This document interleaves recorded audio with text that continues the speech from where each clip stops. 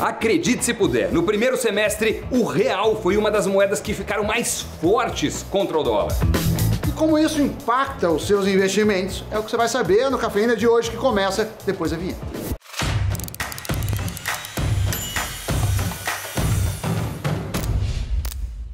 Amiguinhos e amiguinhas, hoje falaremos do dólar. Falaremos da moeda americana, não só em relação ao nosso querido real, ou Brazilian Real, como também várias outras moedas do mundo. O dólar aí que se desvalorizou muito esse ano, principalmente no primeiro semestre, e que tinha se valorizado muito no ano passado. Pois é, por incrível que pareça, nos primeiros 6 meses do ano, o real foi a moeda que mais se valorizou frente ao dólar em um ranking que avalia a posição, o desempenho de moedas de 24 países. Agora, no comecinho do segundo semestre, já estamos vendo um movimento de alta. Mas, de qualquer forma, não faltam variáveis que interferem no dólar, seja para cima ou para baixo. Bom, o dólar, obviamente, é uma moeda considerada muito forte. Ainda assim, muitos países estão vendo as próprias moedas se valorizarem contra o dólar, contra a moeda americana. Nós vamos falar a respeito desses países já já. Para você ter uma ideia, aqui no Brasil, no fim do primeiro semestre, o dólar chegou a bater R$ 4,90. A gente, durante muito tempo, ficou pensando, poxa, mas quando veremos um dólar abaixo de 5? Quando a Disney estará mais próxima de nós? Quando o Samidana irá Nossa, eu fiquei até nervoso, cara. Quando o Samidana irá usar novamente a orelha do Mickey? Você sabe que eu tinha um chuveiro que era do Mickey, mas era muito quente. Era o Mickey May. Durou pouco. A alegria, o dólar, voltou para 5,20, mas ainda temos aí bons meses, bons dias, bons pregões até o final do ano. E essa última movimentação de alta foi muito motivada por alguns fatores. Então a gente teve a CPI da Covid, para você ter uma ideia, a cotação da moeda americana subiu muito no dia 6 de julho. E também, às vezes, você tem complicações com a Covid no mundo. Então tem fatores internos e externos, todos influenciando aí o dólar. E o dólar também impacta, por exemplo, nos importados, Quando o dólar está alto, o importado fica mais caro para a gente. E nós temos insumos importados que fazem parte da composição de muitos produtos que são vendidos no Brasil. Além disso, tem toda a questão de serviços também.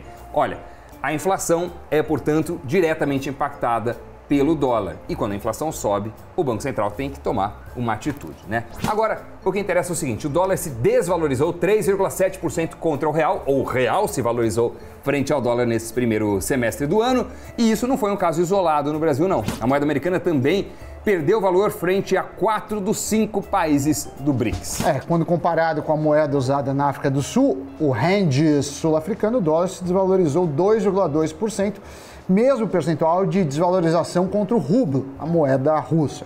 Mas não para por aí, o dólar também registrou uma desvalorização de 1% contra o yuan, a moeda usada na República da China. Na outra ponta, na da valorização do dólar, a moeda que mais sofreu foi a lira turca. O dólar se valorizou mais de 18% contra a lira turca em 2021 e mais de 27% nos últimos 12 meses. Já o peso argentino foi a segunda pior moeda no semestre quando a gente analisa sobre esse aspecto, sobre esse prisma, Isso porque o dólar se valorizou 12,5% contra o peso argentino.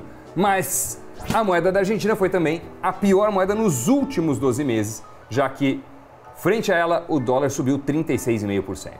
O dólar também se valorizou contra quase todas as moedas europeias. Um exemplo foi o euro, já que o dólar se valorizou 3,1% nos primeiros 6 meses do ano.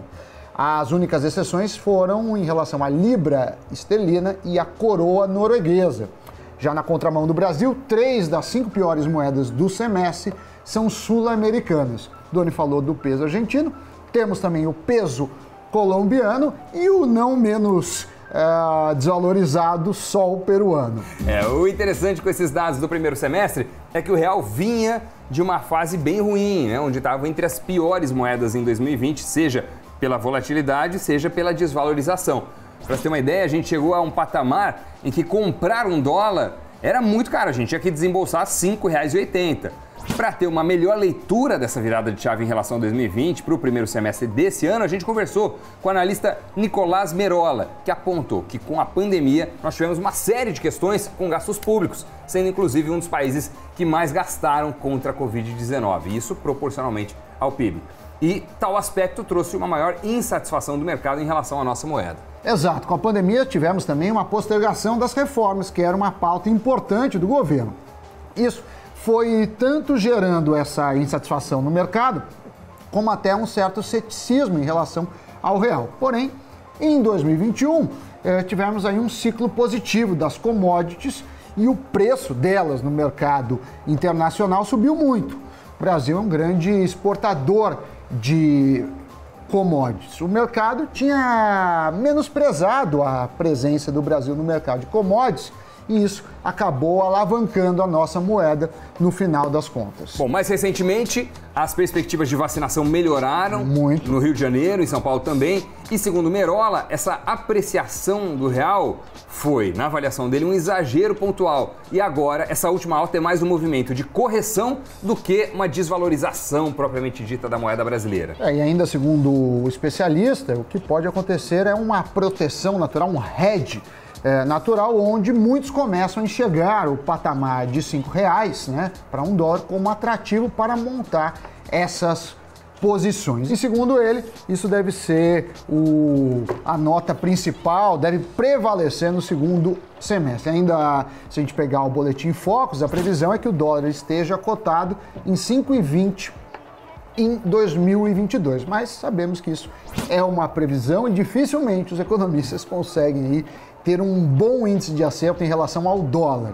E eu acho que é super importante também a gente ter um cuidado quando a gente fala a respeito de câmbio, que é recorrente, talvez porque muitas vezes a gente pensa exclusivamente nas nossas viagens internacionais, né, e tudo mais, que é bom apenas ter o dólar fraco e o real forte.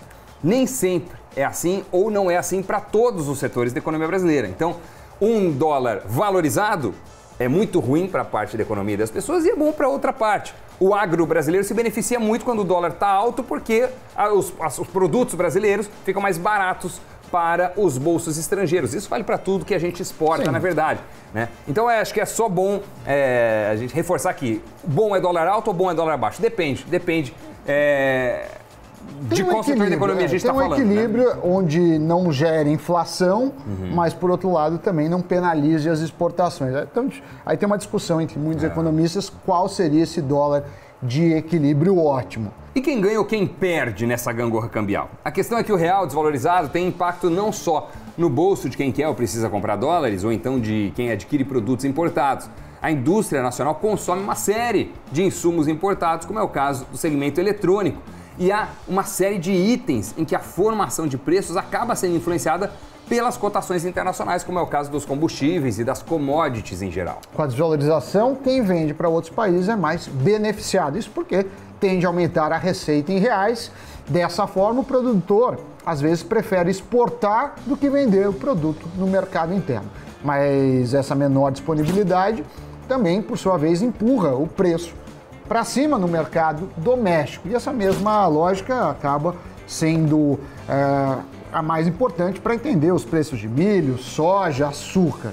E muitos perguntam por que os alimentos subiram tanto no Brasil, principalmente no ano passado. Esta é uma das razões. Agora, pensando no mundo dos investimentos. Se você, que nos assiste, pretende expor a sua carteira ao dólar, é importante que você não faça o chamado market timing, ou seja, não tente adivinhar a cotação. O câmbio é volátil e são inúmeras as possibilidades de que alguma coisa o afete. Uma dica que muitos analistas dão é a importância em dividir os aportes. Então, não vale a pena investir tudo em uma única tacada. Faça vários aportes conforme o cenário vai se mostrando mais positivo, ou você vai fazendo de tempos em tempos, caso você tenha um objetivo final, queira aportar um determinado valor até uma data específica, né? E principalmente para quem tem a sua vida no Brasil, o dólar deve ser visto como um ativo de proteção e diversificação.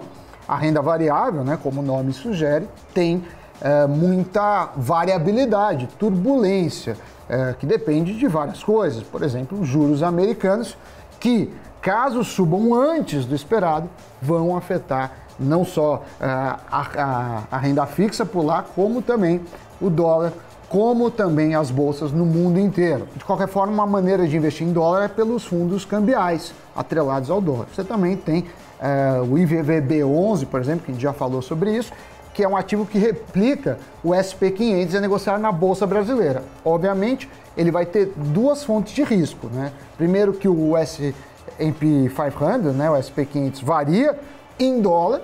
Além disso, você tem a variação do câmbio. Então, é uma boa para quem quer diversificar e ter uma parte da sua carteira protegida em relação a flutuações do real frente a outras moedas, principalmente frente ao dólar.